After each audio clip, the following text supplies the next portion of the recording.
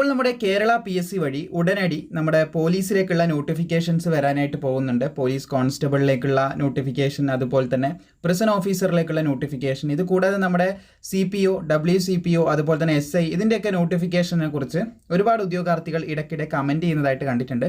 അപ്പോൾ അതിലൊക്കെ ഒരു ക്ലാരിഫിക്കേഷൻ തരാമെന്നുള്ളൊരു കാര്യമാണ് ഇന്നത്തെ വീഡിയോയിലൂടെ നമ്മൾ നോക്കാനായിട്ട് പോകുന്നത്.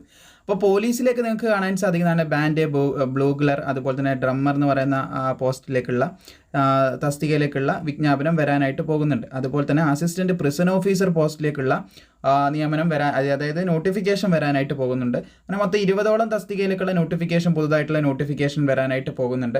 ജസ്റ്റ് ഇതൊന്ന് അപ്ഡേറ്റ് ചെയ്തതേ ഉള്ളൂ. ഇത് കൂടാതെ നമ്മുടെ CPO, WCPO, SIൻ്റെ ഒക്കെ നോട്ടിഫിക്കേഷൻ ഈ വർഷം അവസാനത്തോടുകൂടി നമുക്ക് പ്രതീക്ഷിക്കാനായിട്ട് സാധിക്കുന്നതാണ്. എല്ലാ വർഷം അവസാനമാണെന്ന് വിളിക്കുക. അപ്പോൾ ആ ഒരു നോട്ടിഫിക്കേഷനും കൂടി വരാനായിട്ട് ഇരിക്കുന്നുണ്ട്.